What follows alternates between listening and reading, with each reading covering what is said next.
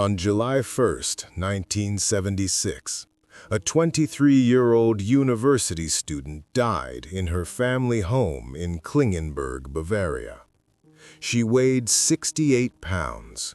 Her knees were shattered from endless genuflections, falling to her knees in prayer, over and over, 600 times per session. The ligaments had ruptured, the bones had broken.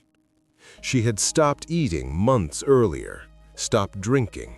Her body was covered in bruises and sores. She had pneumonia. She was dehydrated. She was starving. And surrounding her deathbed were her parents and 2 Catholic priests. They were not there to save her. They were there to cast out demons. For 10 months, 67 Catholic exorcism rites had been performed on Anneliese Michel, Anneliese to those who knew her. 1 or 2 sessions each week, lasting up to 4 hours. Audio recordings captured it all: the screaming, the growling, the voices claiming to be Lucifer, Hitler, Judas, the prayers of desperate priests battling what they believed was pure evil. And when it was over, when Anneliese finally died, Germany asked the question that still haunts us today. Was she possessed by demons? Or was she a mentally ill young woman who was allowed to starve to death while the adults who should have protected her watched and prayed? This is the story of Anneliese Michel, the case that inspired the Exorcism of Emily Rose, the tragedy that put faith itself on trial. This is 67 Nights. Anneliese Michel was born on September 21, 1952, in Leibelfing, Bavaria, West Germany. She was raised in a devoutly Roman Catholic household, the third of 4 daughters born to Anna and Joseph Michel. By all accounts, she was a beautiful, kind, obedient child. She had shining black hair, an open, honest face, and a stunning smile. The Michel family attended Mass twice per week. They prayed together. They believed in sin, in redemption, in the eternal battle between good and evil. But there were shadows in that house.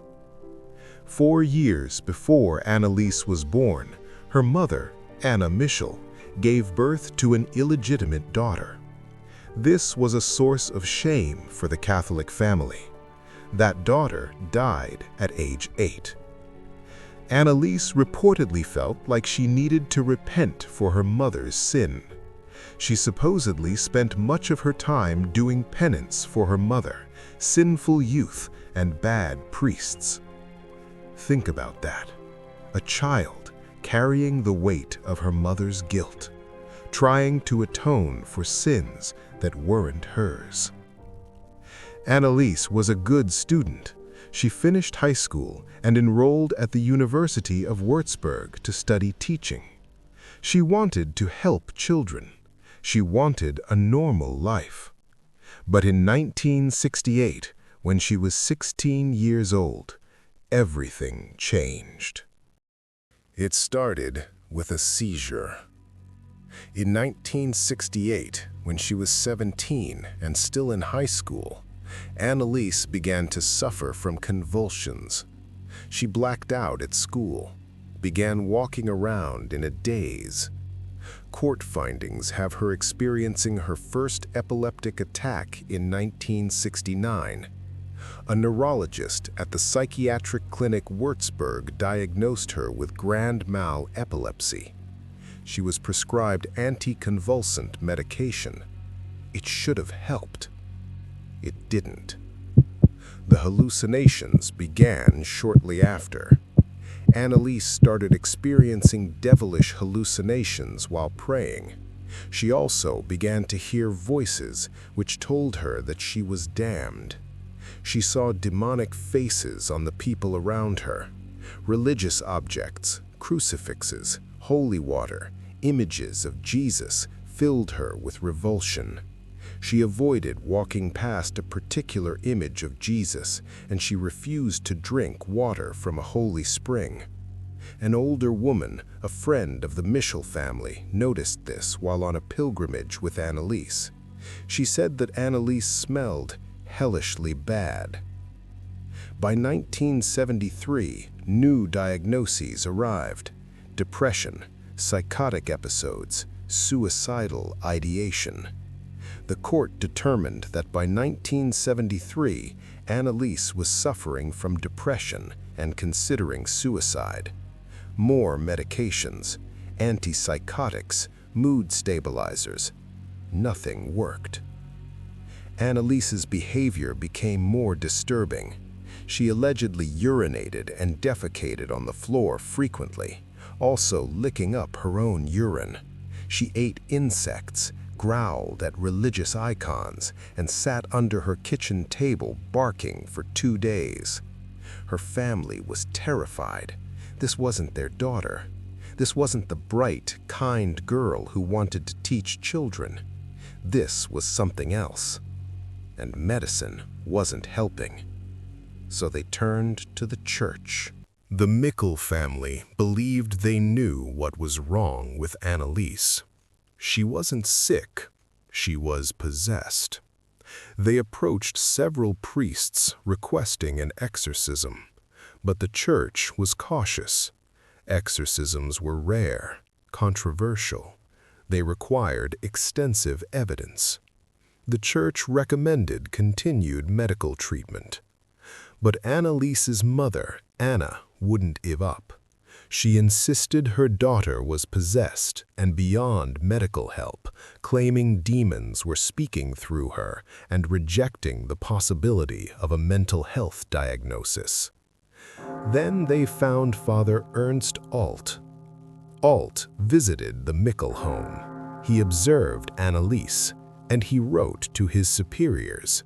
Anneliese didn't look like an epileptic to him. In a letter to Alt in 1975, Michel wrote, "I am nothing. Everything about me is vanity. What should I do? I have to improve. You pray for me." And also once told him, "I want to suffer for other people, but this is so cruel." Father Alt believed, and he convinced others. In August 1975, Bishop Josef Stangl of Würzburg authorized the exorcism. He appointed Father Ernst Alt and Father Arnold Renz to perform the ritual using the Roman rite of exorcism. There was one condition: it had to be done in secret.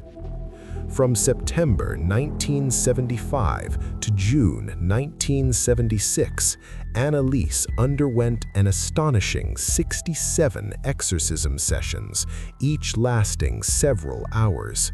And the family stopped seeking medical help. That decision would kill her. The first official exorcism of Anneliese Michel occurred on September 24, 1975. Father Arnold Renz and Father Ernst Alt arrived at the Michel home. They brought holy water, crucifixes, the Rituale Romanum, the Catholic Church's manual for exorcisms, written in the 17th century. And they brought a tape recorder. What those tapes captured would shock the world. The priests believed she was possessed by multiple demons, including Lucifer, Judas Iscariot, Nero, Cain, Hitler, and a disgraced priest named Fleischmann. During the sessions, Anneliese would speak in different voices: deep, guttural, inhuman. Audio recordings captured disturbing voices, growls, and chilling conversations between the priests and the alleged demons. She cursed God. She screamed obscenities. She spoke in what witnesses claimed were languages she'd never studied: Latin, Greek, Aramaic. Anneliese endured 67 rites of exorcism over a period of 10 months. Over time, her ligaments in her knees ruptured due to the 600 genuflections that she performed obsessively during each exorcism session. A genuflection is falling to your knees in prayer. Anneliese did it 600 times per session, every week, sometimes twice a week. Her knees shattered. The exorcisms continued through autumn, through winter, into spring. Anneliese's physical condition deteriorated rapidly.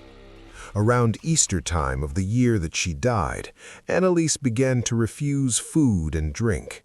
Her convulsions returned with a greater ferocity. Suffering took on meaning.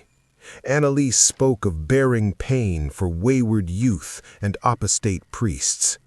She believed her suffering had purpose, that she was sacrificing herself for others, that her death would somehow save souls. She told others she was sacrificing herself for the sins of others, believing her death would cleanse the world and offer salvation through her suffering. She developed pneumonia. She stopped eating. Her knees, battered by genuflections counted in the hundreds, gave out. By summer 1976, Anneliese Michel was dying. She weighed less than 70 pounds. She was emaciated, bruised, and scarred, too weak to stand on her own. On June 30th, 1976, during her last rite of exorcism before her death, too weak to perform the genuflections on her own, Anneliese's parents stood and helped carry her through the motions. Her final words were reported as "beg for absolution" and "Mother, I'm afraid." On July 1st, 1976, Anneliese Michel died. She died of malnutrition and dehydration. Investigators concluded she could have survived if someone had called a physician even a week earlier. But no one called a doctor. The priests kept praying, the parents kept believing, and Anneliese kept dying. After Anneliese's death, an autopsy confirmed she had suffered from malnutrition, dehydration, and emaciation. The state of Bavaria launched a criminal investigation. In 1976, the state charged Michel's parents and priests Ernst Alt and Arnold Rentz with negligent homicide. The trial began on March 30, 1978. It became a media sensation. The prosecution's case was straightforward. The family, following Anneliese's wishes, withdrew from medical treatment. They watched her starve to death over 10 months. They could have saved her at any point. They chose not to. The defense argued something entirely different. Anneliese was genuinely possessed. The exorcisms were necessary. Her death was God's will. The evidence was damning. The court heard recordings of the exorcisms and testimony from witnesses, creating a media frenzy that captivated and horrified the nation. The tapes were played in court, the sounds of Anneliese screaming, growling, speaking in those strange voices, the priests commanding demons to leave, the prayers that went on for hours. Photographs were shown, Anneliese's emaciated body, her broken knees, the bruises, the sores. Expert witnesses testified about temporal lobe epilepsy, a neurological condition that can cause hallucinations, religious visions, personality changes, seizures. Everything Anneliese experienced could be explained medically. But then the defense called their witnesses, people who had been present during the exorcisms, who had heard Anneliese speak in languages she'd never learned, who had witnessed phenomena they couldn't explain. Anneliese's mother testified. She was bearing stigmata, and that was a sign from God that we should exorcise the demons. She died to save other lost souls, to atone for their sins. Even facing negligent homicide charges, Anna Michel believed she had done the right thing. Ultimately, the priests and Annelise's parents were found guilty of manslaughter resulting from negligence and were sentenced to 6 months in jail, which was suspended, and 3 years of probation. The state recommended that none of the involved parties be jailed. Instead, the recommended sentence for the priests was a fine, while the prosecution concluded that the parents should be exempt from punishment as they had suffered enough, a mitigating legal factor in German penal law. The judge acknowledged that the parents had indeed suffered, but he also made it clear Anneliese Michel should not have died. So what really happened to Anneliese Michel? Was she possessed by demons, or was she a victim of untreated mental illness and religious zealotry? Let's examine the medical evidence first. She was diagnosed with epileptic psychosis, temporal lobe epilepsy, and manic depression, bipolar disorder, and had a history of psychiatric treatment that proved ineffective. Temporal lobe epilepsy can cause hallucinations, visual and auditory, religious visions and obsessions, personality changes, aversion to certain objects or places, seizures that look like convulsions, altered states of consciousness. Everything Anneliese experienced fits this diagnosis. The demon voices could have been dissociative episodes caused by her epilepsy and psychiatric conditions. The speaking in unknown languages?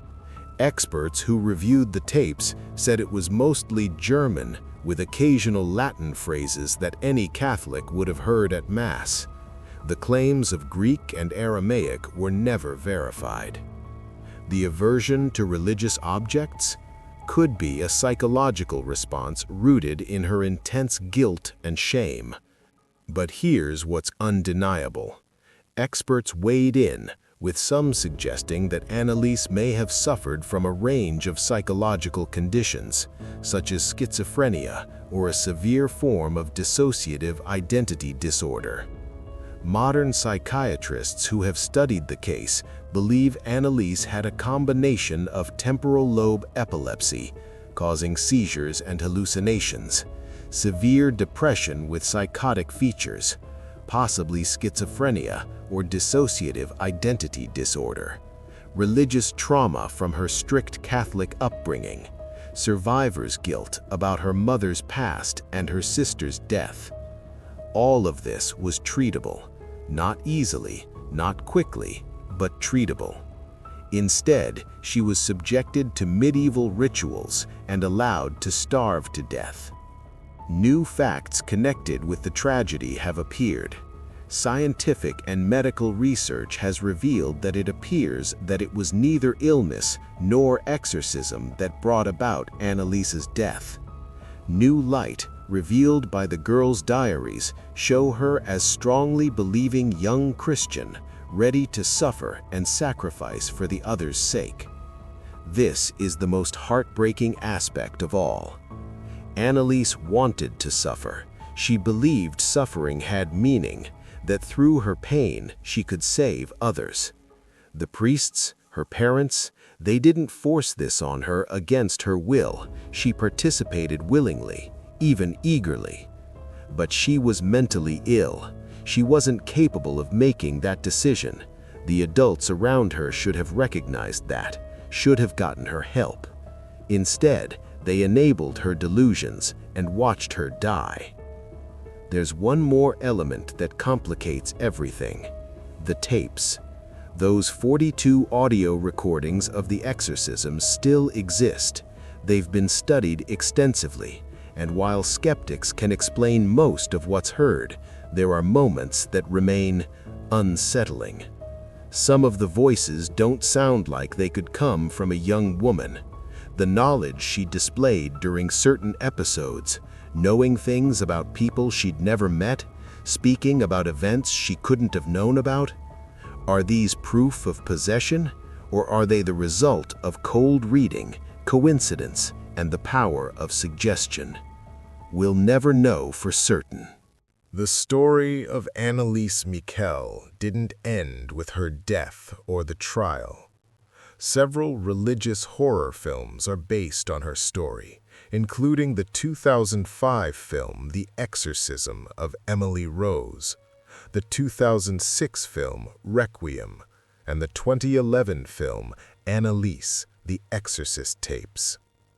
The Exorcism of Emily Rose brought her story to millions worldwide, though it took significant liberties with the facts. Fresh flowers still lie on Anneliese's tomb.